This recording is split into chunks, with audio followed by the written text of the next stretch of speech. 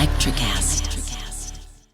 There are people out there all across the country pushing boundaries to grow the game of golf. Like champion speed golfer Lauren Cupp, who plays faster than anyone else.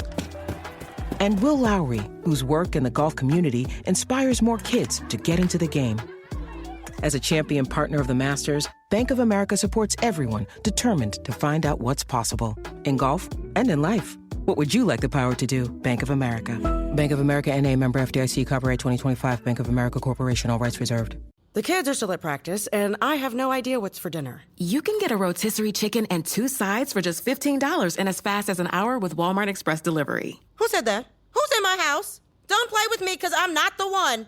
It's just your friendly Walmart announcer. This is a commercial. Oh, okay. You were saying dinner for a family was just $15? Yep, it'll be at your door by the time you get the kids home from practice. Order now. Welcome to your Walmart. Subject to availability, restrictions and fees apply. Now that was a helpful commercial.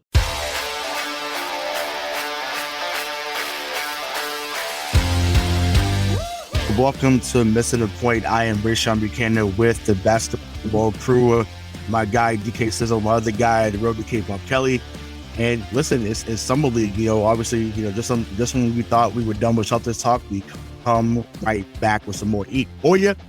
So yeah, let's get into it, man. So Summer League is now started over there in Vegas, and there's a lot of players that we've been able to look at over the last week or so. So DK, I'll start with you. Just based off what you've seen so far, who has been the standout for you on the Celtics Summer League team? I like the big guy whose name I'm not going to attempt to pronounce because Mfiondu Kabengele. Yeah, I mean the second name's a little bit easier, but I wouldn't attempt to butcher the first one. I really like him. As you know, I'm a big fan of big men. We'll definitely get into that when we get to possible TPE picks later. Mm-hmm. But I just really liked him. I feel like he's got an NBA body, which is like, I think first thing you want to check off the list when you're watching Summer League, right? Which I actually feel like all the guys that perform well in the Summer League were really filled out. They really look like they could go and compete with guys that like are NBA size. But him especially, I feel like he has presence, which is something like I always look for in a big man. And I'm talking stuff that translates. You know what I mean? Like, obviously we have it in the back of our heads. Like, don't overreact to Summer League. Don't overreact to Summer League. Like, I have overreacted to Summer League in the past. I'm not going to lie. Like, I have thought some guys that we never saw again were going to be the second coming of Robert Parrish. Like, don't get me wrong. But in saying that, in order to try and temper my views, I do just try to look for stuff that translates. He hustles. He had one real, I don't know if you guys watched all the games, but he had one really great hustle play out of bounds where he got an assist, like passing the ball back in right underneath the basket. He laid out for it, passed it back in for a finish. And I like hustle from big men. I like the fact that he looks like he can move. You slot him into a Celtics roster 30 games into the NBA season. Maybe he looks a lot slower all of a sudden. I mean, we've had that happen in the past, but I feel like he looks like he can move. He looks like he can play make a little bit. We run a lot of our offense through our bigs when we run 2-man rotations, which, again, when we get into the trade exception, we need some depth there. I think we'll talk about that.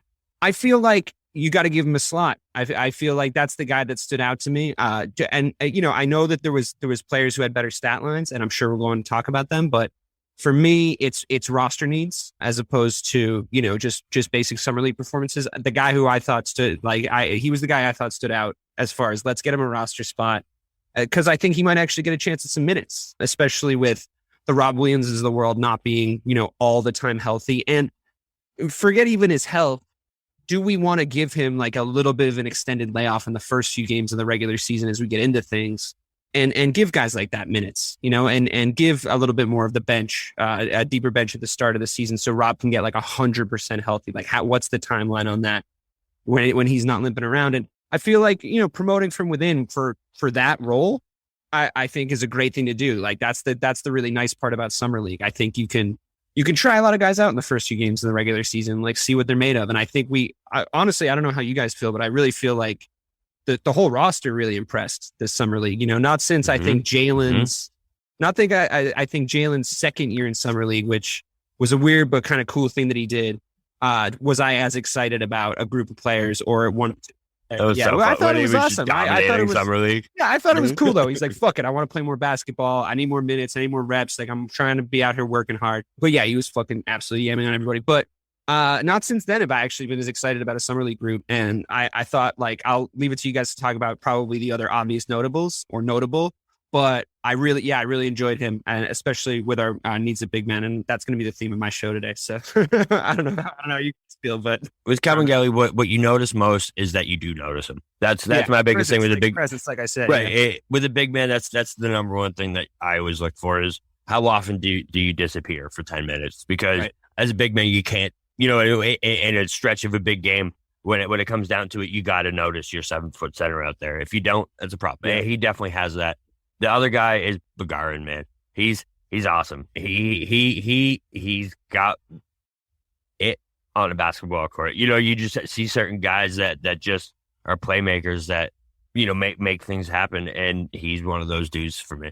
I think Buchanan deserves, at least a 12-man spot. He deserves Hauser's spot. Didn't he have a 2-way contract last season? I think he did. No, right? he was still drafted stats. He was playing over in France. Oh, okay.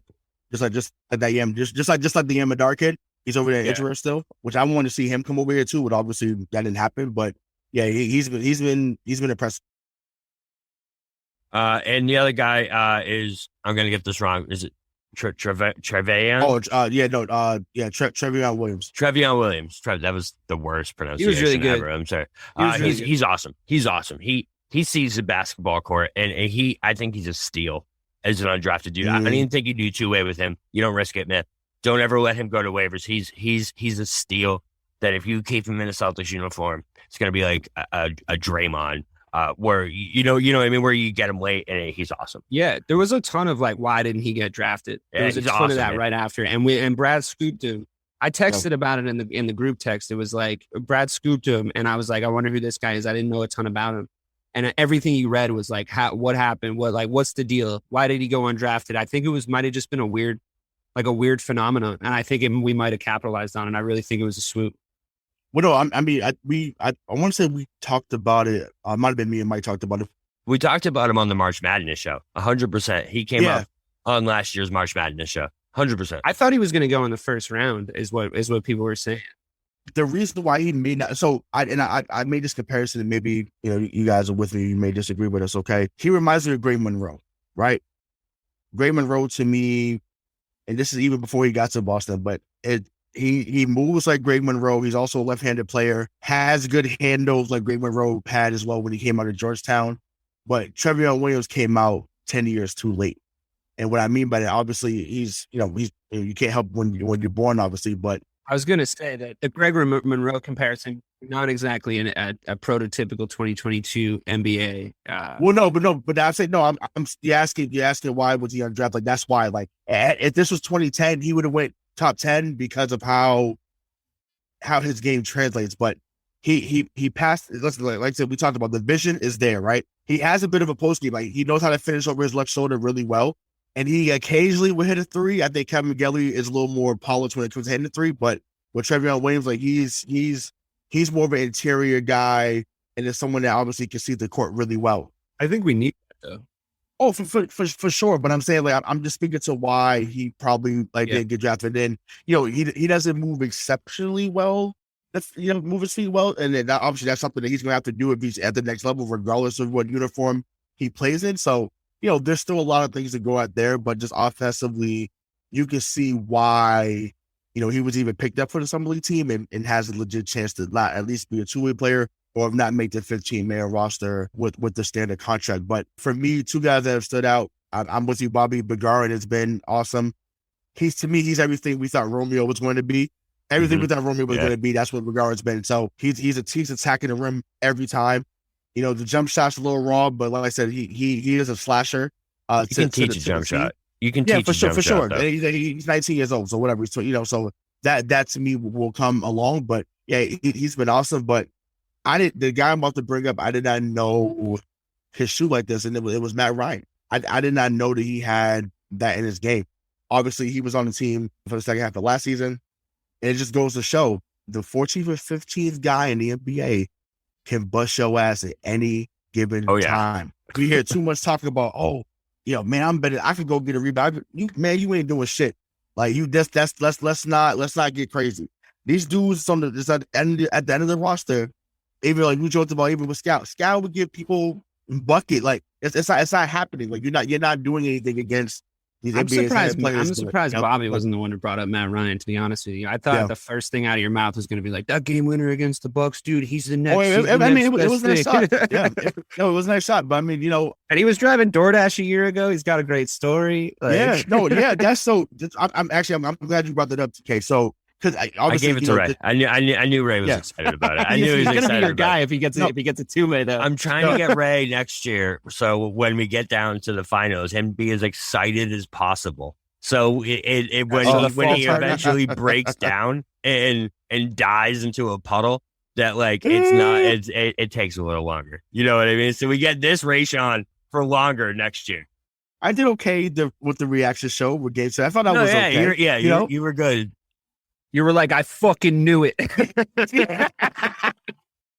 I'm like, DK called me enough on that show to walk me through it. I felt okay after. You were like, fuck those guys. I fucking knew it. I knew it the whole time. And the second you guys talked me into it. The first time I was so mad. First time Rayshawn's like, you know what? We got this. JT tripped up. He scores 8 points and goes like 2 of 19. Ridiculous. Yeah, I'm like, what the fuck? But I don't know. Let's not bring up old wounds. Though, I'm trying.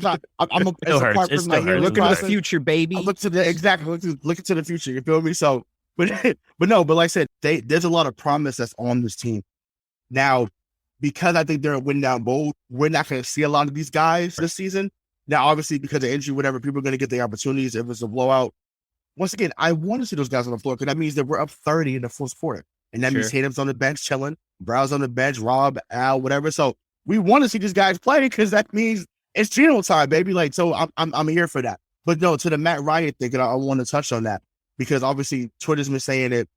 DK alluded to making too many assumptions about summer league, and I think there was a tweet that went out about it might have been from Jay King. Don't tell me summer league doesn't matter. When you see a dude break down about getting this opportunity, listen. A year ago, he's riding around again. Yeah, that's fired up. Shout out to 2 Chainz. Riding around again. He's riding around, doing jabs. Hey, your wing stop is here. Thanks for the order. And now he's dropping game winners in Vegas.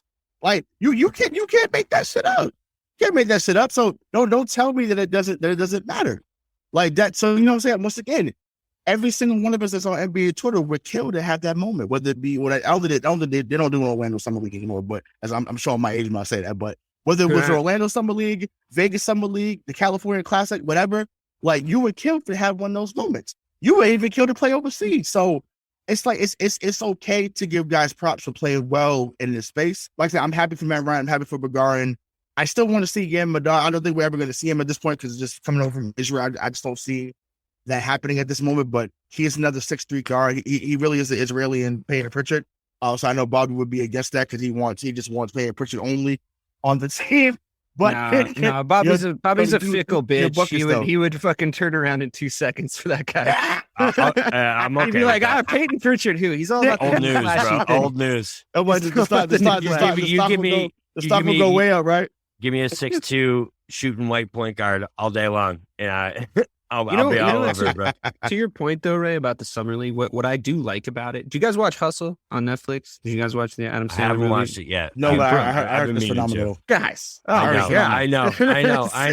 It's a nailed on. I know both of you love it. Anyway, I know. The thing that they do really well in it is like, you kind of have a ground floor point of view to like the kind of competition that these, I wouldn't call them superfluous, but like these sort of build up games, these events like Summer League, like these like behind closed doors workouts, like these, NBA verified stars behind closed doors game that we all think happens, but we're not 100% sure where they are or who wins.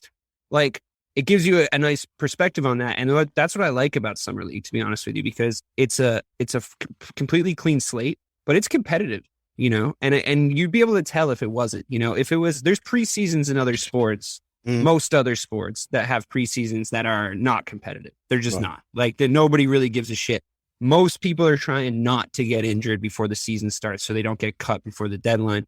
I think Summer League, because people are watching, because the games are competitive, a lot of these guys can emerge. You know what I mean? I think it's a real platform. And with the depth of talent that the NBA has now, I mean, even, you're talking about Greg Monroe, 2010. The 50th best guy in the league in 2010 was nowhere close to as good as the 50th best guy in the league right now. So like the depth of talent, that's there's fucking basketball players falling off fucking trees right now. We should be falling on our knees and thanking our lucky stars how many good guys there are, because even that, and I've heard this point made on other podcasts, but I agree with it wholeheartedly. Even the shitty teams are watchable next season. You get league pass, you got hours of entertainment for the entire thing. So that trickles down and or not even down. I wouldn't even call it down, but that trickles. And it's, you look at summer league and you're like, oh fuck, I love what's going on here. These guys are all good basketball players, and what that does is it elevates other people's games, because, you guys know yourselves when you played sports, you played better when there was better kids on the floor. That's just like the way it is, like you had your best games at the highest level of competition. I guarantee it, if you ever did it for any sort of length of time with any real sustained effort, the better the competition got, the better your teammates got, the better you got. That's just the way it is. Yeah, I mean, you don't want to let teammates down.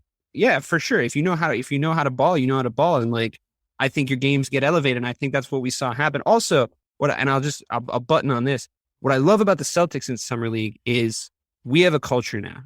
We have a culture. We have a game plan. We have a way that we play basketball, and always there was like the Celtics culture. Always there was this sort of like, this is who we are kind of thing as a franchise, but our DNA and our identity, because of how successful we were last season, how established Ime is now as quickly as he's come in, Brad's solidified himself as a GM. We're in a position where you got to play Celtics basketball if you want to get on the Celtics. Like you said, Ray, we're in win now mode. So if you want to get a contract, I mean, I think there's some slots for the big men, but some of the guards you're talking about, it's like, man, that we're deep. We're deep at guard. With Gallinari coming in, we're deep at wings. So you got to play Celtics basketball too. You can't just be like, oh, that guy's good, let's give him some fucking minutes, because like we suck. Nah, you got to be good. You got to be good, and you got to be good. You got to look like you can play in our system now, So it makes it even more interesting when you're watching these summer league games. Facts. And it's so speaking of, having to play Celtics ball to be in our system, obviously we're taping this on July 13th, and the trade player exception for Evan Fournier expires on July 18th, which is on Monday. So, Bobby, I'll start with you, man. Who was, obviously it's for $17.1 million. There's a lot of players that could have fit that are off the table, but there's still some that are available. So, who do they end up getting in your opinion? Who should they get in your opinion that could add to the culture here and not take anything away? So the top couple, top couple guys that were on my list are no longer available. Herder. Oh, you had Kevin Herder? I had Kevin Herder. Herder. Yeah, he was so annoying when he went to the Kings. I was pissed. Yeah. I was like, he's 7 feet, but I think he can play the three. It's wild. And listen, I don't mean to make it this, but like Boston fucking loves white guys that can shoot, and Boston, and they will fall in love with this dude. We love circus acts too. So right, he's a circus act that can play. He's Scalabrini, but he has game. You know what I mean? So like, come on, and the other one is kind of a name that kind of pisses me off because he's horrible to bet on, and I don't love his game at all. And Kyle Kuzma, he's my other guy that I feel like he could fit in. He plays great defense. He has his offensive struggles, but he can play defense, and I feel like what he does that is negative on the offensive side of the court, where he can kind of be a ball hog. And he thinks he's much better than he is at 3-point shooting, could be kind of negated on the Celtics, where we have all these other options. Like we have all these other guys that have that same trait. Well, he'd fit right in. But I mean, listen, the only other guy I can think of is KCP. I don't think they're going to use it. If I'm being perfectly honest, I don't think it's going to get used because it seems like they made those two moves, right? And right now what we're looking at is a big man. And is there any big man? I kept looking. Who's the big man that you got? I'm sure you got one that fits in that TP. I just can't find one. So I have one, but I'm letting DK go. No, go ahead. Go ahead. I got a bunch of names. You go first. Got you. So for me, he's actually out there with Dave. He's out in California. He's actually played for Sacramento. Rayshawn Holmes. Rashawn Holmes. How's that? Yeah, so that's so I should let you go first. Sorry, my bad. No. I love it. I love that we're on the same page. He's a one skill big man. He can actually play in the post. It's great. Yeah, he's an energy guy though. That's what I'm big on that. Like, he's an energy guy. 100%. He's not going to get 20 and 10. That's not his game. But can he get you 10 and 5? 20 minutes. Yeah, 20 minutes, absolutely.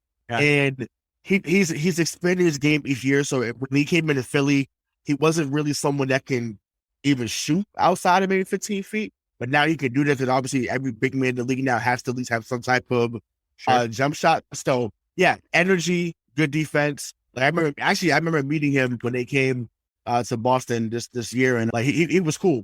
And so the other guy I'm thinking about too was actually a teammate, and it's Harrison Barnes. Like those are two guys I think about. Like I like Barnes. Also Harrison Barnes, once again, you guys know how I feel about wings. You can't have enough of them, whether it's food or players. You can't have enough. So Harrison Barnes to me really would be the ideal guy. His identity at the fits 17 mil, but I just to me, and also I'm a Tar Heel fan too, so I'm a little biased. But yeah, those are the two guys I think about right away. And then obviously, if some names come to mind, I'll think about it some more. But DK, give us your list, bro. No, I love the Rayshawn shout out because I think he'd be great in a very Bob Kelly way. I think he'd be great for Rob Williams. I think those guys would work out great together. I think he'd be great for him to fill in for certain minutes. Like I said, when we're talking about the summer league, I think he needs someone to carry some minutes for him. I mean, that's just a fact. I love the guy, but like, come on, we got to accept reality here. Yeah, I love that you called that out. I think he's going to waste away in obscurity in Sacramento for a while if he doesn't move to a bigger market. I think he's a really good player. I think he's really underrated, like you said, and I think he's got great footwork. If I could take his offensive game and just plop it into Rob Williams, like I would do that no problem because I can see a huge upside. He'd be an all-star next year. Yeah, in like 1 second. Yeah, so like between the two of them, like I just feel like they puzzle piece really well together. But that might be pie in the sky. I have some other options. Lauri Markkanen from Cleveland. Bro, I was about to bring him up. I was literally about to bring him up. Wait, he's under. He's under. I confirmed. Yeah, because you kept yelling at me you kept yelling at me in the Discord for trying to use too much money of the trade exception. So I did check these numbers. He's under. You're trying to Bill Simmons it. Yeah, I was like, can we get this guy? Ray was like, he's on $30 million a year. It's like, oh, okay. I was like, can you combine trade exceptions? Joel Embiid? How about Joel Embiid? Yeah. Right. Yeah, phenomenal. We're reining that in. Lauri Markkanen, I think, would be great. He's another 7-footer. He's fucking weird. He's weird. He can shoot. He can shoot. Awesome. Like we talked about. He's got a very weirdly similar Herder profile for the kind of stuff that he actually brings to your team. He's someone like Herder, like we talked about, and like unlike Rayshawn, who I think would be a kind of a fill in some stuff for some guys we already have. He brings some shit to the table we do not have at all. And I think if you look at what we've been doing in Summer League, if you look at the kind of at the Brogdon trade and the Gallinari trade, if you look at the way that Ime has been constructing this team overall, and I love that they're doing this. I think this is the way you should construct a basketball team. I've been saying it for years. They want to have every look. They want to be able to put out a team that can have every look on the basketball court. So if this isn't working, this will work. It's the reason why the zone didn't fuck us up as bad against Miami this year. Still fucked us up a little bit, but we had more looks. We had more things we could do, and we're even still a little shallow last playoffs. I think we can all admit. You get a guy like Markkanen in. I think that gives you just another look. Fuck it, another look. Like, what does it look like in the two big man rotation with him in there with Rob? Like, let's see what it looks like. Let's play with it. Another one, and this is a guy that I honorable mention Kelly Olynyk, baby. Like, if any, I think he would be just like a Tice upgrade. I think like for that position, for those minutes, I think he would use those minutes with a little bit more quality. I think you could actually see him in the playoffs making a contribution. However, like it's that like kind of awkward, gangly forward thing that we were doing a few years ago that was kind of pissing me off. I know a great shout by you, Ray, for the trade exception we haven't talked about on the show is Jay Crowder. I think we could take him back for like $10 million. Mm-hmm. I think that'd be another good look. Like you said, we can never have enough wings. I never loved his movement, but he's a good shooter. So like we need that. And we really do need a spot up jump shooter, which is a conversation for another day. Right. So I got into not argument, but a discussion with someone on Twitter today about a couple more guys, and I want to see what y'all think about this. So what about Dwight Howard or Derek Favors? We literally made the exact noise. Getting an old big man has worked out for us in the past, I'll admit. No, but I'm glad both gave that one because okay, Dwight, I can see why we had the but Favors I'm okay.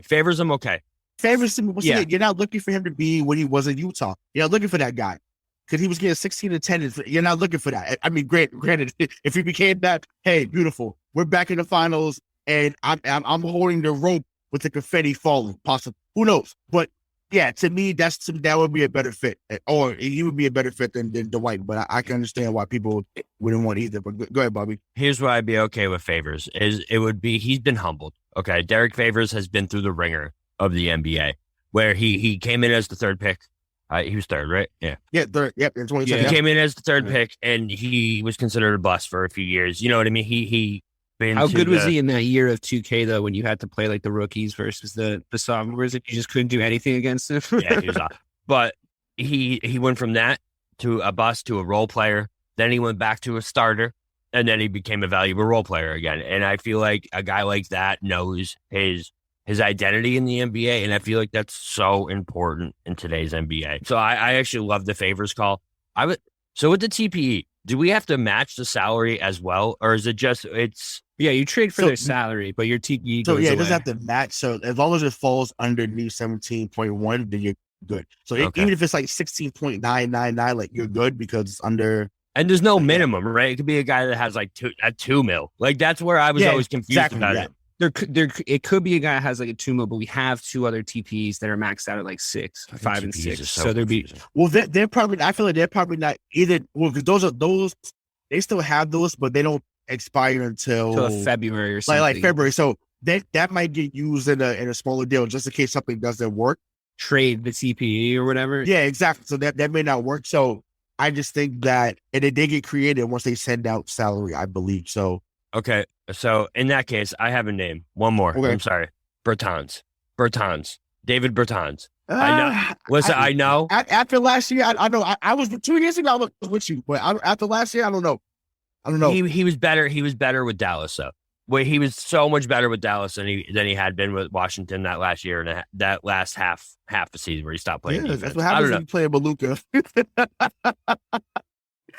Play Maluka. He's Lauri Markkanen 2.0. You know what I mean? That's what it comes down to. I'd say Markkanen over him. Oh, 100%. Markkanen's definitely Markkanen can spot start for you. That's the good thing with Markkanen is like he actually can spot start, and you're not losing too much with Markkanen starting for you.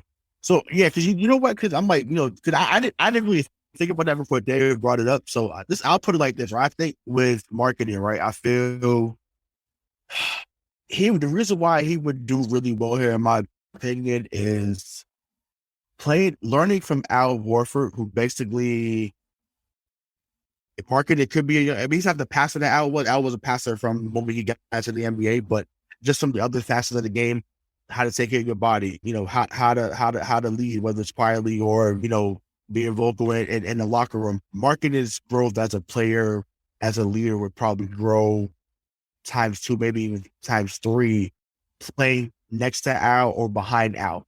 Or even times if you had him in a lineup where, you got Horford and him out there because Rob maybe is either foul trouble or he's not playing for whatever game because it's rest or whatever. Like, to have those guys when you can play 5 outs, and basically now you can have Tatum dive to the rim, Brown dive to the rim, and guys have to collapse. Then you kick out to the corner with a corner 3 now it's wide open.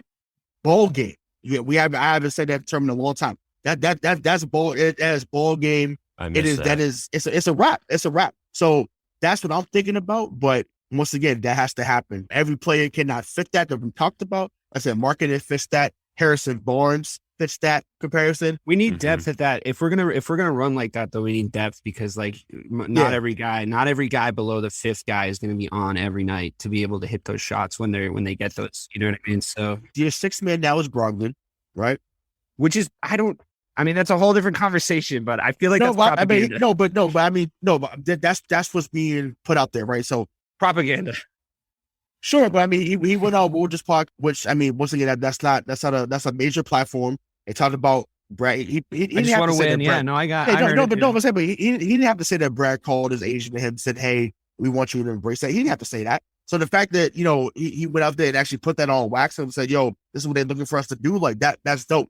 He's such a crunch time guy, though. Yeah, but it doesn't mean he can't play crunch time. You got to. No, that's he's what definitely going to counts. start at times. Yeah, Yeah, he's definitely but going to start at times, but it's not something where we also talked about his minutes being limited because he's also injury prone. Yeah. So I don't want him playing 35 minutes a night. I'm sorry, I don't. I'm telling you that right now.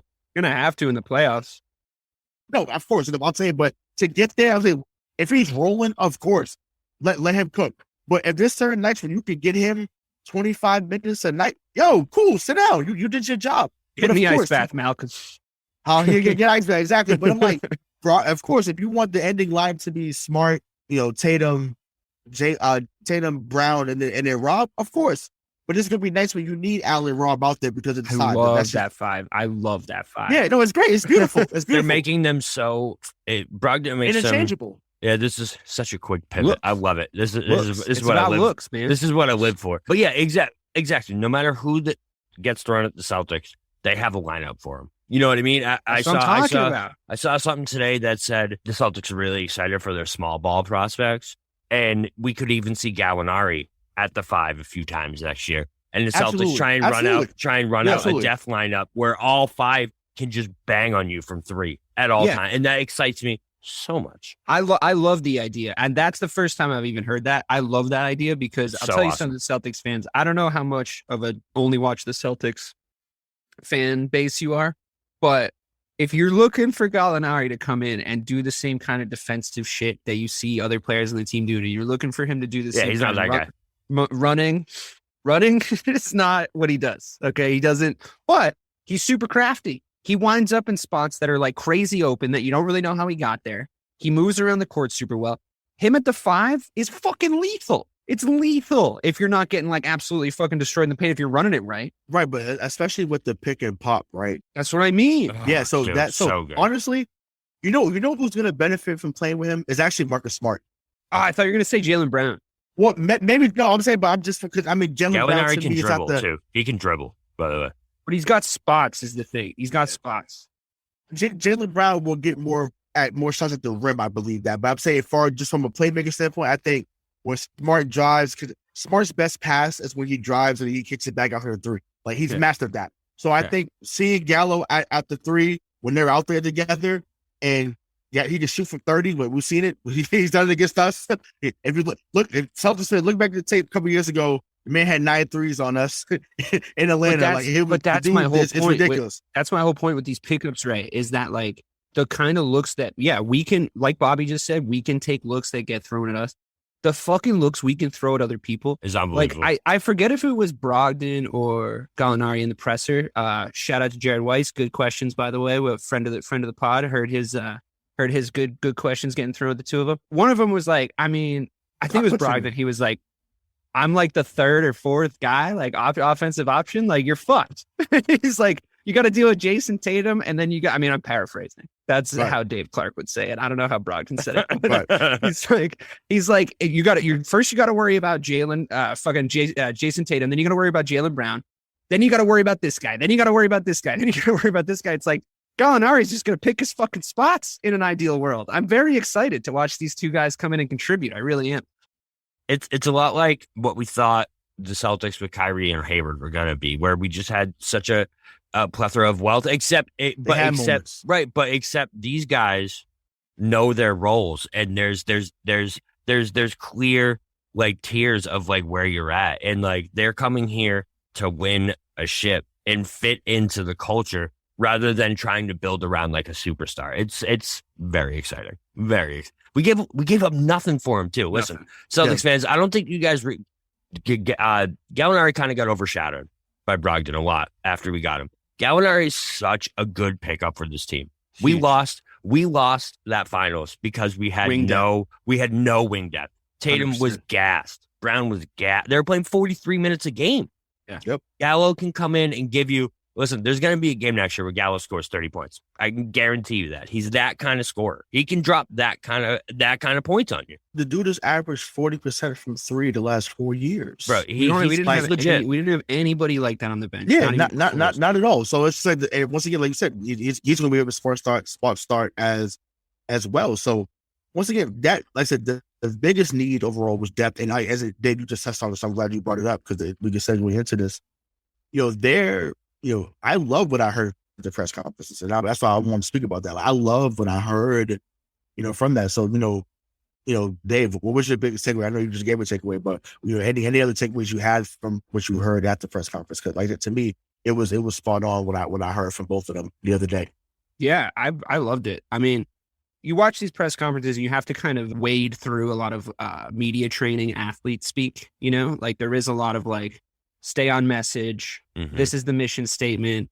Big Daddy Brad was there to like kind of buffer them to the reporters, which was good. But I mean, it's not as if they were throwing these like very difficult questions at them. But in saying that, I especially liked Gallinari's answers to a lot of the questions. I feel like he was Jared, I think, is actually, or it was in between one of Jared's questions. Maybe somebody asked him, there was reports you could have gone somewhere else for more, and you chose to come here. Like, why? And that's, you're getting lobbed to that question. Like, no ifs, ands, or buts. But he knocked it out of the park. He was like, I mean, I came here to win. I came here to win a championship. Look how successful they were. And I just feel like I slot right in, Right. I feel like Brogdon, Brad Stevens, I think, did a really good job, by the way. I think I like seeing him. His press conference was amazing. Yeah, I think he says, a little bit too much. If he was on a podcast, we might give him that note. But he's not. He's running a fucking basketball team, so he can say whatever he wants. I thought he did great. I thought he shielded the players really well. I think I like when Brad Stevens talks about basketball. I think that's the mind of a man that knows the game inside and out. And that's just the case. Brogdon had a great little speech. I don't know if you heard it, like kind of start middle of the podcast, where he was like, I'm in my prime right now. He's like, I experienced success at the top level when I was first in Milwaukee. And then he basically alluded to having the best thing that can happen to an athlete happen, where he hit a low point. He experienced the highest highs and what he probably has in relative terms experienced now the lowest lows. And he's like, this timing is perfect for me. He's like, I'm about to fucking go off. Like I felt the kind of crackling energy beneath what he was saying that made me feel like he was very excited to get to the season. And I love that from him, because if you can't tell, I'm very excited to get to the season, and you guys are very excited to get to the season, because we are making fucking moves with these guys. They're on message. They have the right stuff to say. The kind of message and staying on the same page stuff that the Celtics have been so much better at over the last, I would call it 7 months, like from now to before the shift change. It went from an F to an A, literally in like a matter of 3 weeks. And I think, you give Ime credit for that. We've waxed lyrical about how good of a man manager and a chemistry coach he was over that course of the second half of the season in the playoffs. But the point being, when you go and get a guy to come into the team, we learned this lesson the hard way with Kyrie Irving. Talent is one thing, and obviously that matters. What you can do on the basketball court, obviously that's the case. But they're dealing with a very delicate balance of chemistry at this point. You have young superstars, you have good old head veterans, but you don't want to just pop somebody in there that's going to fuck everything up. It's possible. We've seen it happen before. I mean, I was saying I really wanted Malik Beasley, before he went in that Gallinari trade. I was like, I think he'd be perfect. I know he points guns at people. Agreed. We could have gotten him with the TPE even. Like he was on my actually TPE. Point guns at people. Yeah, he pointed. He got, but the dude gets buckets. So, he's a walking bucket though. Buckets so like and bullets, to me, I'm like buckets and bullets. I don't know, guys. Fucking drive home. Anyways, I know it's mean, but I love it. Hey, look, we on the same page. I'm with you. People make mistakes, and I give people second chances that don't go get me fucking 14 a night. So whatever, it bleed green, baby. I'm fucking magnanimous. What can I say? But that's not a risk here. That's not a risk. We got guys that are singing off the same hymn sheet. They're in tune with the band. They've got the beat, and it's lining up real well. And Bobby's saying, this is like what we thought the Kyrie Gordon year was like. It's like, this actually is how I felt. So I don't have a rude awakening. It's different though, because what the Celtics are doing now is exactly what Dame was saying the other night, where the name on the front is more important than the name on the back. They're going Team USA style. You're going to build a fucking statue, right? And it's they are going to build him a statue, 100%. If he ever wins a ship, they're going to build him a shrine. He doesn't even need to win a ship, dude. He's just like, I love it here. I bleed Portland. Like, let's go. Portland's like, word. I mean, they made a show about how chill that place is. But anyways, so right now what's happening in basketball with the player empowerment, you know what I mean? Everyone's making their own moves, this and that. The Celtics are doing something different where they're not trying. I don't think they would ever go get Kevin Durant. Like, that's why I always thought those conversations were just stupid. And like, you know, yes, it's great to fantasize about. It'd be amazing if he was on this team. The Celtics are not about to give someone like KD, who has that veteran presence, who has that league respect, who has all that, the wheels, the keys to the fucking house. You know what I mean? That's just not who they are right now. They are a culture-based franchise. They're trying to model it after the Heat. With that Heat culture, they're trying to have Celtic culture. Or the Spurs. Right, or the Spurs, right. Exactly. So Spurs, yeah, I guess it is Spurs, yeah. But no, but he's not. I mean, he was a good example. I wasn't saying Spurs is more a directly relatable example. Sorry, but you know what I get going is my brain. No, I love it. No, I didn't know that. That's exactly what we're doing though. It's going towards that kind of culture atmosphere rather than that player empowerment atmosphere, which is I'm all for, man, because the player empowerment thing just pisses me off and I think it ruins franchises. So I'm so happy we're not giving into that. We never have. It started with Danny, where he never went and traded for the Jimmy Butlers. He never went and traded for, you know, these superstars. He kept his guys. We shit on him for it for 7 years.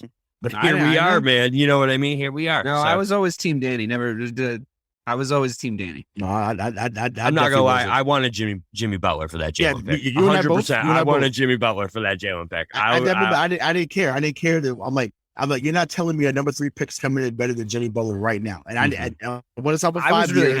I was really happy with the Jaylen Brown pick. I really liked McCall. Yeah, cool. But once again, that's a great line to say. But it's DK representing a sixth of Celtics Twitter. Right sure, there. But I'm like at that time I was like, I did not care. Just saying, I was pissed. I knew the Beatles were going to be good before they even left Liverpool. But of course you did. It's just, you know what I mean? It's just a direction that they're going in. It's so refreshing in today's NBA's atmosphere. It's so refreshing just for me too, as a sports fan, because most of the teams I follow, like we talked about earlier today, are just going in a shitty direction that I can't support and can't really defend. Right. But everything the Celtics are doing right now is just so right, and it's amazing. Yeah, no, that's fair. And like I said, I'm excited to see what they do. I mean, I want to add this last point that we'll touch on the rest of NBA free agency, but man, to see Brogdon and Gallo talk about what they talked about, and then you see a video right after Brogdon out there shooting threes on the practice court, I said, oh, he is locked in. So I know Dave, you know, you joked about propaganda. I think Brogdon's like, yo, this is my motherfucking time. Like he's on that danger. He's like, yo, my time is right now. Like, I'm not letting this moment slip. Like, well, exactly. I'm here for it. He has such a big opportunity ahead of him because you remember, man, when he left Milwaukee, he was the big free agent of that offseason. You remember that? He was like the big guy. He was the first one to go. He went to Indiana, and it was like, I wonder how it would have looked had we had got him in 2019 as opposed to Kemba. And that's not fair to Kemba because obviously it's. I don't think it would have been fair to Brogdon, to be honest with you. Well, no, but I mean to replace Kyrie, someone that would have been defensively minded, he would have been, because you would have had him starting, right? Because Smart was still coming off the bench. Right. Smart was starting. So it would have been Brogdon, JB. It might have been better because Brogdon's younger. I think it would have been better because he's younger. You know what I mean? Kyrie, I feel like a vet coming into that point guard spot was cursed. No vet was going to be able to come into that point guard and run that group. Yeah, you know what I mean? I feel. Go ahead, DK. Brogdon went through what he went through, you know, health-wise. I feel like those injuries were going to happen. And I feel like whoever came into that, like, we put so much pressure on Kemba. Like, so much. He came in and we were like, you gotta be as good as Kyrie, but be nice also. Like, that's what everybody was basically saying. That first season, like I said, he was awesome. That first season, he was awesome here. He was awesome.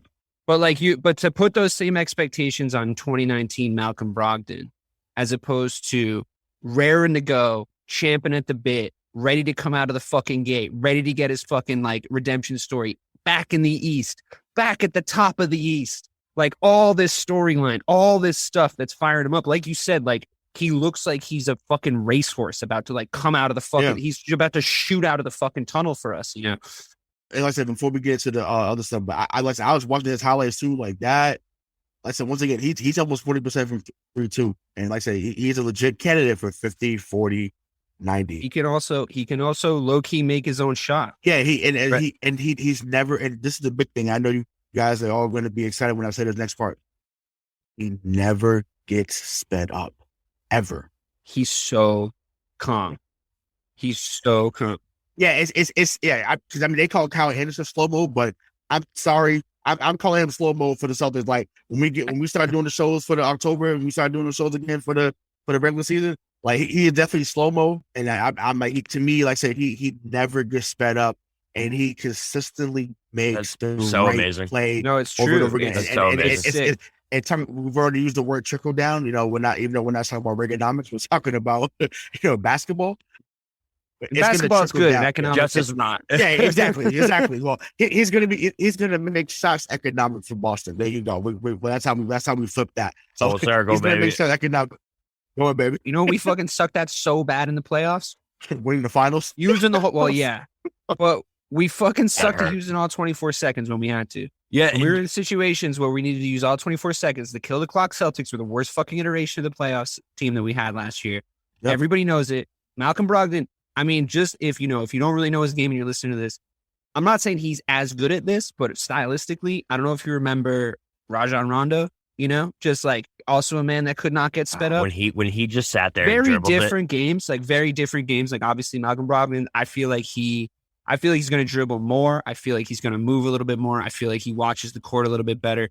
But you're absolutely right about him not getting sped up. Like, were we doing Sunday Night Sports Wrap when I had my whole like Rajon Rondo's greedy for assists, like just so Probably. mad at Rajon Rondo because it's Yeah. like it's like, dude, you make the first pass, you don't have to make the last pass every single fucking time. What I like about Malcolm Brogdon is he actually has that hockey assist thing in him too, where he can make a little space. He can be the guy who passes the ball. Everyone knows that passes the ball to the guy who passes the ball to the guy who scores, right? And I feel like to be like, I guess my point is don't be alarmed by some of his box scores on some nights because he's a guy who can move into space, be in the place. He's good off the ball too. He can move around a little bit off the ball. And like you said, he's got almost 40%. And I think that shooting percentage is only going to benefit from the fact that he's going to have more space because he's around better guys. Yeah, I was just saying the slowdown thing is so key because if you remember Game 6, Game 7, or Game 6, I wish it was 7. Game 5, Game 6. Yeah, I remember it. The most frustrating part was their inability to, in big possessions, take a step back and realize that this is a big fucking possession and you need to concentrate and do your shit. Yep. Run a play, do something. They would just stop doing what they were supposed to do, speed up the offense, get frantic. Marcus would make the pass out of bounds. And you're like, God, and Brogdon's going to solve that. And it's amazing.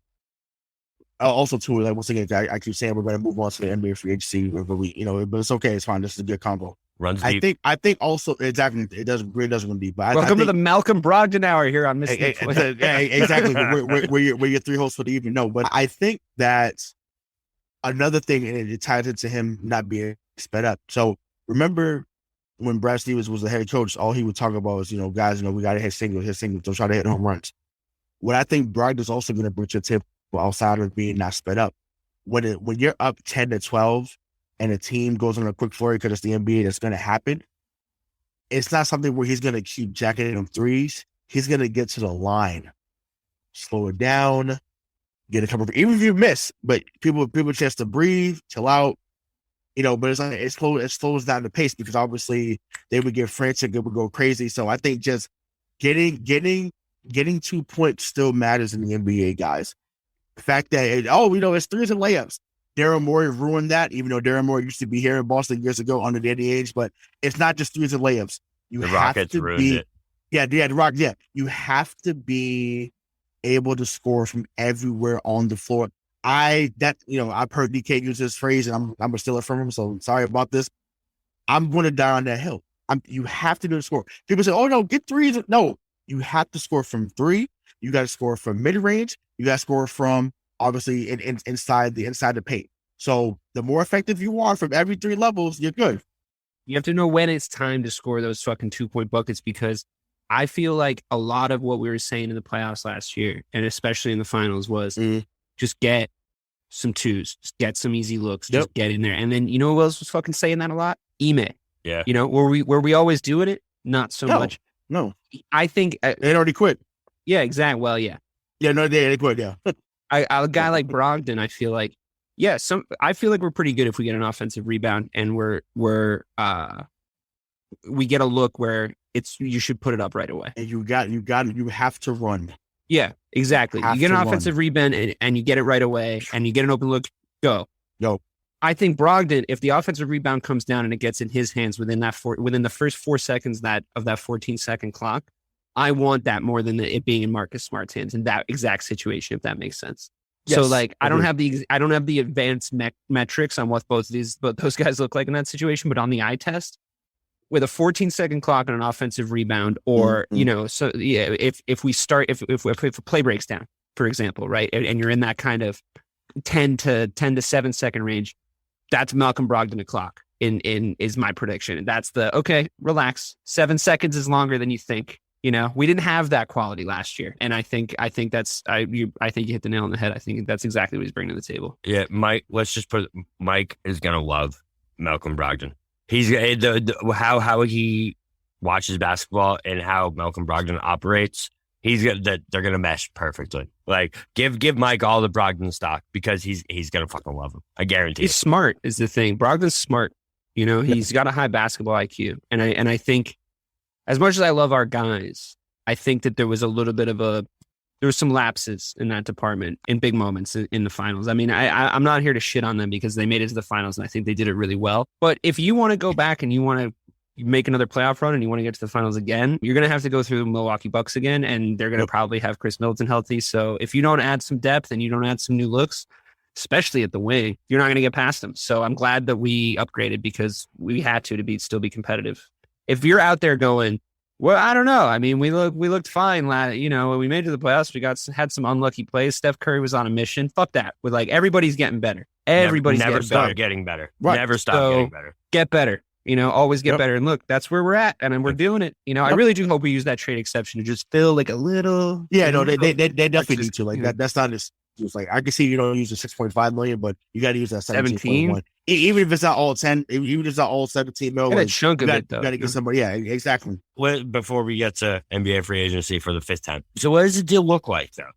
That's what I'm curious about. Is who do we move that has salary that won't I don't want to take away from that rotation. Don't want to take away from the rotation. You don't have to necessarily move a player. What happens is, even though they're able to take in that player, it adds to the salary cap. So it pushes them closer to the luxury tax if they don't, return the player, but they can still take them in without going over.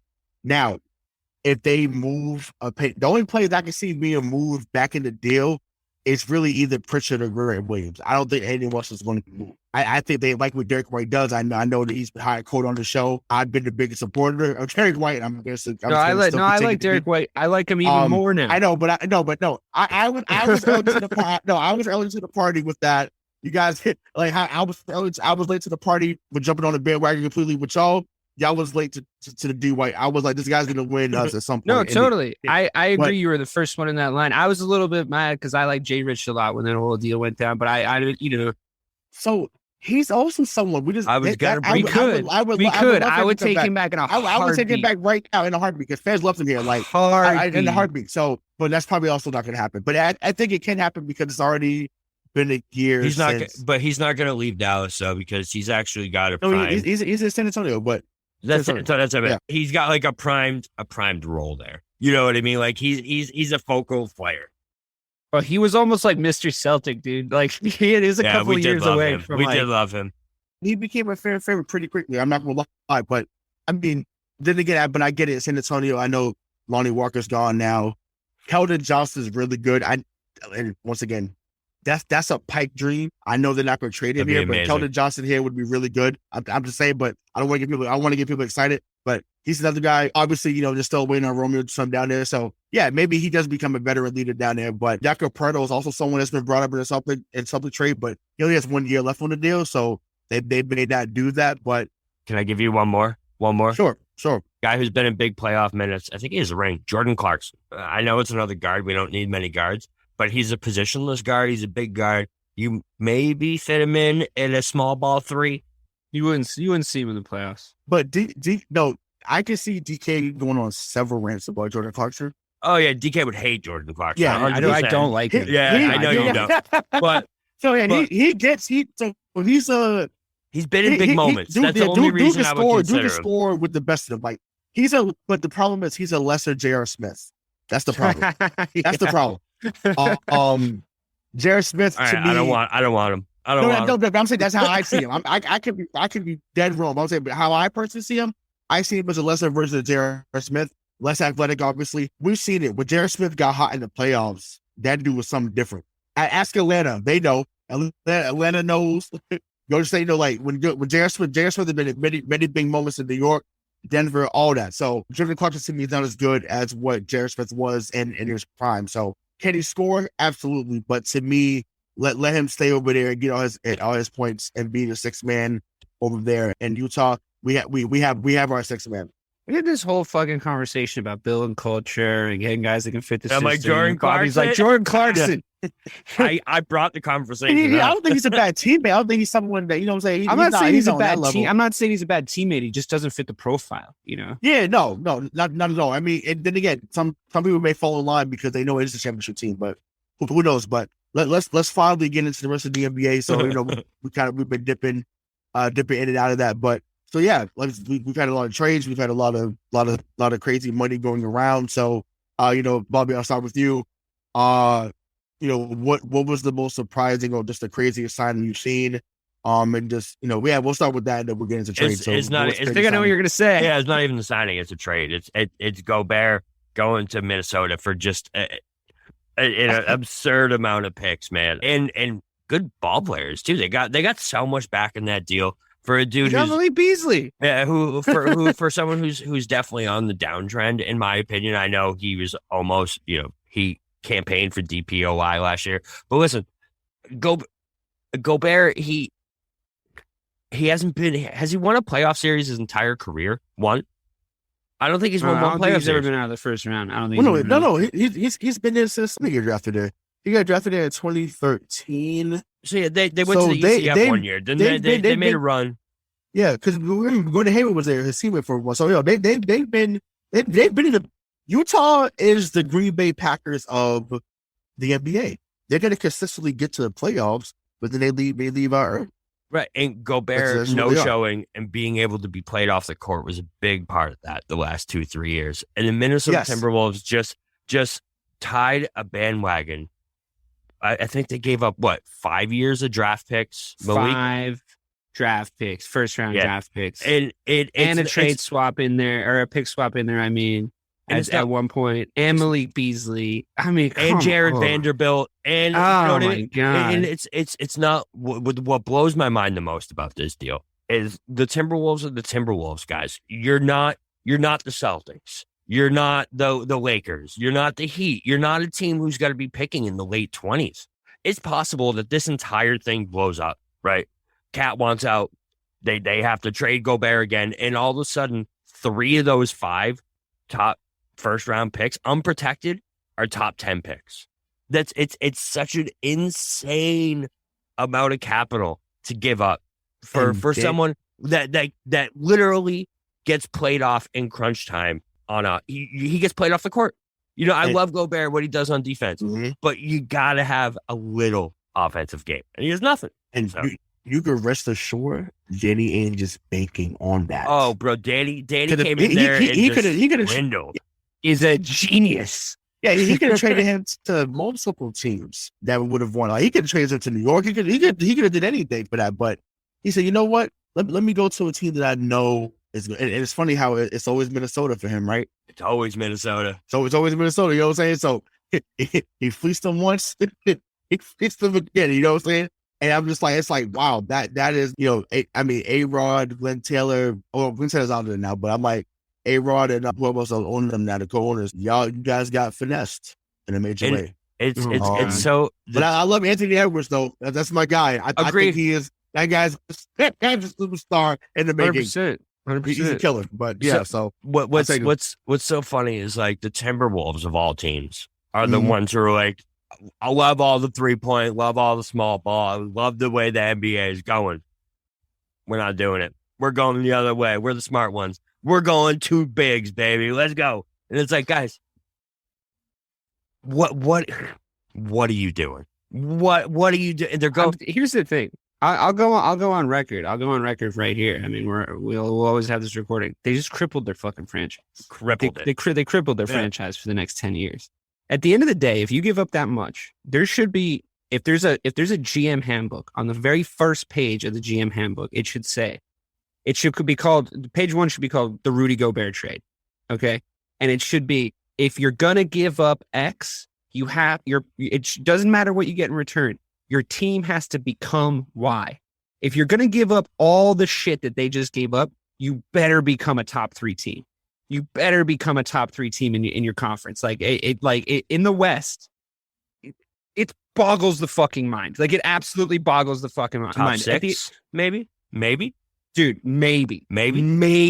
You know what I mean? Like Karl Anthony Towns, I'm sorry, he's not a proven commodity mentally.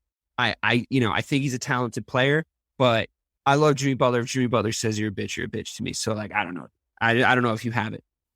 Rudy Gobert, the guy who like basically was the poster boy for like the NBA shutting down because of fucking COVID. Like there's just that fucking loop over and over of him being like into the fucking microphone like an idiot. Like they were playing that in fucking China, being like, look how fucking stupid Americans are. They're all going to die of the coronavirus. And they were fucking right. At the end of the day, Rudy Gobert doesn't make you a top 3 team. He just doesn't. I mean, I think he's a good player. Like you said, he does great things on defense. Danny Ainge is a fucking genius. He's a genius. I love him. I love that this is the best trade for a team I've seen since we got all those Brooklyn picks. Crazy. Yeah. I mean, that's it. But at least that Brooklyn deal made the Nets almost a favorite going into that. Remember they were like, oh, the Nets are going to, they have Jerome Williams, KG. They have Paul Pierce now. They had Brooke and their Lopez owner was like, I don't give a shit about paying a luxury tax. They became the 97 Houston Rockets. Right. It boosted them. Yeah, for sure. This deal doesn't LeBron even came in there and beat a bit fun. They're not even in the conversation. Listen, they're going all in. I heard this. I think Simmons or Russo said this. They're going all in on a 20-year-old player right now. They're like, we need to win now. I think he's going to be really good. He's going to be awesome. I think everybody does. He's amazing. He's a dog. No, he's a dog. Let's not. So let's not. I understand they just got fleeced. I hear you. I'm with you. Number 5, that dude is something different. I get I'm telling you, 100%. But you can't. You got to build around him. You can't give up the future for what you can build. Look what we did with Tatum and Brown. We built a team around these dudes. You know what I mean? With picks, with good moves, with things like that. You just crippled and handicapped yourself for years to come. You can't make another trade and trade a first round pick. You can't do these things to bring a guy in around Edwards, man. 100%. It's crazy. If Danny Ainge is the GM and for the T-Wolves, that's what he does. That's the thing. He's nowhere near a fucking deal like this because he's looking at fucking. Well, he Anthony probably Edwards. dealt Cat. Yeah, that's what I'm talking about. That would have been the right move. You know what I mean? He's looking at Anthony Edwards. He's going, this guy. That is. We got to figure out how to build around. 100% right. They're going, okay, well, I think he's probably just about good enough now. If we get Rudy Gobert and give up our entire future and like fuck the first 7 years of his career, everything's going to be fine. You know, it's like, I'm disappointed as a basketball fan. I wanted to see that guy at like 24, 25 years old and see what kind of fucking team he would have around him. He's going to be in superstar purgatory now. You know, because what's going to happen is they're going to get to the first round.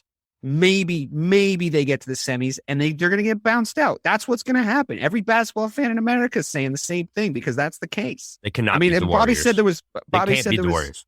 No, oh God, no.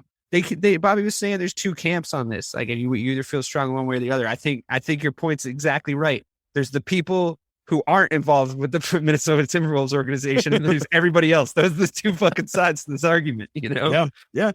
I mean, but then again, too, and I made this analogy on another show, but I think in Minnesota's mind, what they may be thinking of is, remember when Anthony Davis and Boogie Cousins got together a few years ago, right? That should have been the most skilled, front court we've ever seen. It should have been. That was fun for like 25 games. Yeah, awesome. exactly. So Boogie got hurt, right? Yeah. So maybe that's what they're trying to recreate. Obviously, I mean, none of them are the defender that Gobert is. None of them, Boogie or Cat, obviously. But I just think obviously he had the skill of Boogie. That it might have been scary hours for everyone. He had some offensive game, but I mean, who knows? Maybe they're not done. Maybe they still add something else there. And in the regular season, I would say I'm not putting trust in that front office to do that because clearly we see what they just did. But who knows? Maybe he just unlocks Cat a little bit more. Once again, he's, regardless of what people feel about him mentally, he's walking 26, 12, and 2 every night. Every night. The dude is lethal. And once again, 4 months ago. But we're talking about going to the playoffs and winning. I'm like, we wanted him here 4 months ago. So I'd take him in a heartbreak if we could. If we could get him, I'd take him in a heartbeat. I just think you added another wet noodle to a group of wet noodles with one dog in the middle. You know what I mean? That's exactly what you just did. I don't think they should have traded Pat Bev though in the deal too. I think that's what I mean. You took all your culture a little bit, so yeah. Right, another dog. Culture, they just let it go. So I don't know. So I mean, some of the signings that New York though, Jalen Brunson, 4 years, 109 or 110. That was wild to me. I don't love that contract for I listen.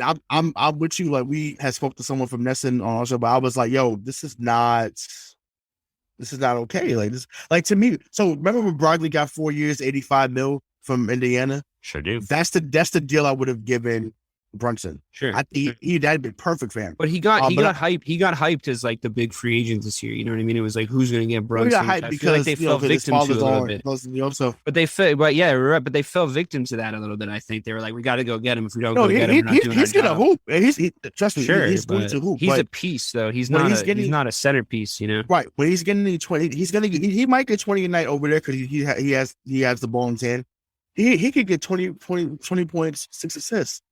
And they still might finish 7th in the East. Yeah, but do you think he could be the second best player on a championship team? Maybe third best? He could be third. Maybe. He could be third. He'd be third best. But not second best.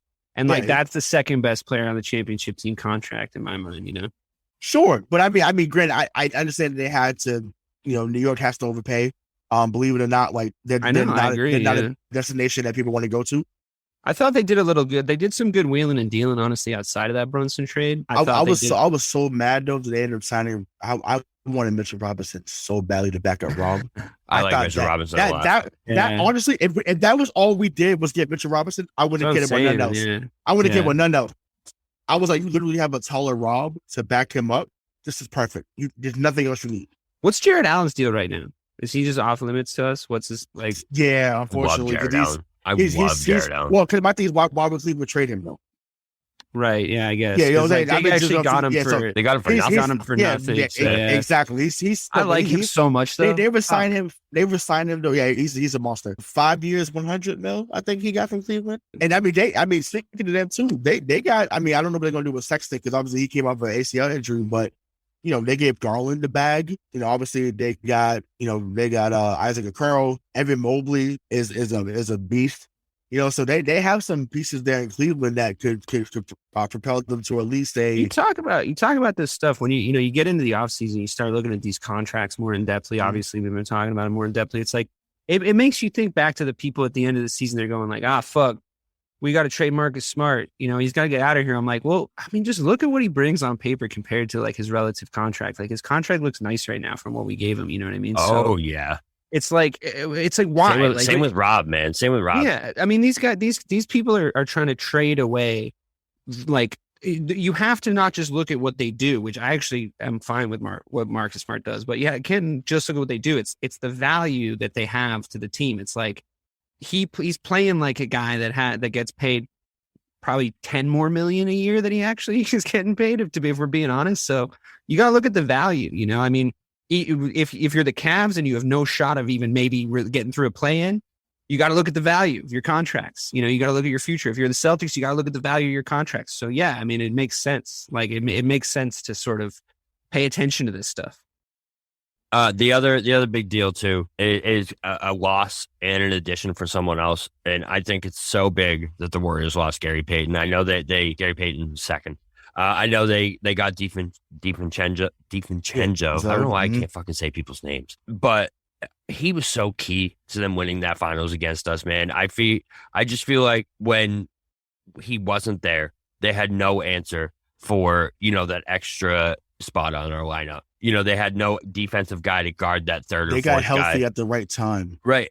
And they lost him, though. And I think but they got healthy at the right time, which people don't want to speak about that either, but that's a whole other facts. We're still salty over here. Yeah. So that's fact though. It's not salt. It's fact. It's truth. They got healthy at the right time. All right. I'm still salty. I'm sorry. Him going to Portland's big because it gets another guy over there who's another dog next to Dame. He hasn't really had one since he lost CJ. Simons too. Simons too, right? Simons is over there too. They overpaid for him a little bit, but they kind of had to. They kind of had to though. Exactly. But I feel like he's taking leaps big every time. year. So I think that was a projection payment. That was like, okay, we're going to project that he becomes CJ 2.0 because that's what they're banking on him to be. He's only 22, 23 years old. So I think that's fine. I like Isaiah Little. Once again, that's a UNC guy. I'm biased. I think Isaiah Little's going to be good for them next year. They messed up by trading Gary Trent Jr. last year or 2 years ago. I think he was also someone that was a dog for them in the bubble, and I think they gave up on him too early. So yeah, that's that. But yeah, Gary Payton second for sure. It's going to be a good side. He got the bag. I know they also lost Otto Porter. He went to Toronto. So you know that's another team that may make some deals too. You know, because I think they may look to move OG Anunoby, and if he's on the market, he moves to the top of the list too as a TP guy. But I don't want to get back into actually gave that time earlier, but I'm like Zach LaVine, 5 years, 215. That was overpaid to me as well. Another one they had to. You had to do it. Anybody else that got the major bag. You know, there's a lot of these though, isn't there? There's a lot of these like, you have to. You got to do it. But do you know? Because what do they do if they leave though? What do you do if they then they're just fucked? Yeah, but it's like you're not winning with that guy, right? Anyway. Unless you're 100% sure he's going to take you to a championship. Fuck it. But at the same time, it's not like you do trades anymore where it's a star for a star. That just doesn't happen. If you're going to trade a guy like Zach LaVine, you're going to get 4 first-round picks back and have to rebuild from the top. And the Bulls are not in any position to rebuild at this point. You know what I mean? They're just not. I mean, that's when you get the money to DeRozan, you got Vucevic. I get that part. But even, we just speak about this. I said we need to wrap something. We're running on time. But how'd y'all feel about Zion getting his 231 though? How'd y'all feel about that? I mean, he's still kind of like an unproven commodity as far as if his body's gonna hold up. But he looks pretty fucking fit. You know, he looks pretty in shape. Facts. And what I will say about, you know, paying a guy like Zion as opposed to paying a guy like LaVine is like he's box office, you know? So just from like a business standpoint, it's like, I don't know, dude. Like if you're the Pelicans, like, do you even really need to win a championship or do you just need to sell some fucking Zion jerseys? Like, is that the dirty little secret of the fucking Pelicans organization? You know what I mean? Like they're fucking Saints town, you know? So I don't know. They're just a third. Like the Saints aren't even number one. It is LSU, then the Saints, then it's the Pelicans. Like they're not even they're. And when I say they're just a third, like what's that song from Marvin Gaye? Distant lovers. Like they're a distant lover. They are way down on the totem pole. It's not even close. That's funny. But yeah, I'll tell you this. I'll try. if the Pelicans had to make a decision right now and pick between Zion and Ingram just brought them to the playoffs, had a great season, great 2 years, they still pick Zion. Zion's, like DK just said, he's box office, so he sells you tickets. Ingram been on the court though, right? But he 24, 5, and 6. They're just going to sell that upside all night and day. I think Ingram probably is out of there. He's 24. It's not like he's 30. He's 24 but years old. He's not Zion though. Not Zion. So I agree. 24, 5, and 6, man. I completely agree. But I'm just telling you what the Pelicans are thinking, and like that deal, they have to do that because if you don't, Zion's going. That's dangerous. You got to do it. Sure, but that's dangerous. So 24, 5, and 6. Listen, with a healthy team, they might have beat Phoenix, bro. Like that. That's how they was giving Phoenix Zion fits, into that team. That's what I'm saying. They would have given. They would give Phoenix fits. Yeah. They was giving Phoenix fits. So I think to me, and once again, I'm not a Brandon Ingram guy. So the fact that I'm supporting him openly on this, I'm not a Brandon Ingram guy. Could I be he's better than Jimmy? He's gotten better since he left LA, obviously, but he wasn't better than Brown or Tatum. Maybe he might have just took that lead now to say he's on that same level as maybe Brown, but he's not better than Tatum, in my opinion. But I just think for their team, he became their best playmaker this year. He became their best defender at times.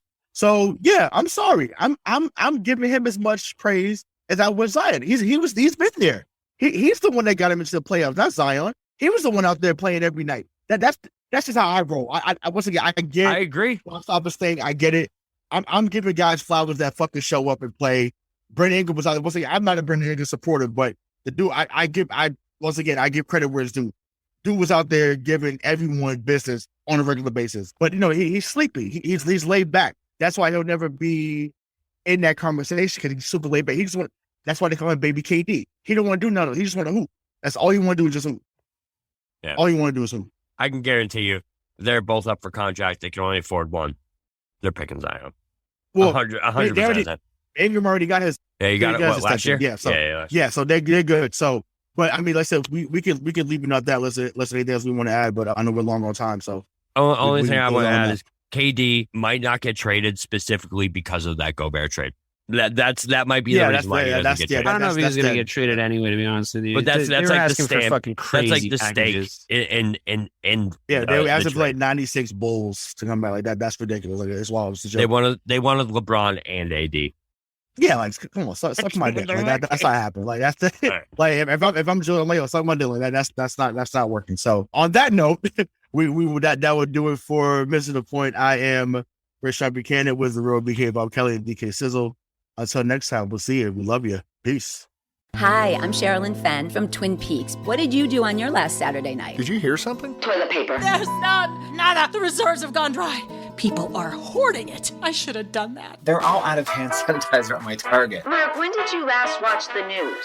We are getting reports of forced quarantines in China, Japan, and now Italy. You're cutting onions in half and putting them around your apartment. Yes, exactly. It kills the COVID. Excuse me? Let's go. Let's go. Get in. Vamos, rápido. Have you ever driven one of these? Never. I'll drive, ladies. I've got the keys. Excuse me, I'm lost.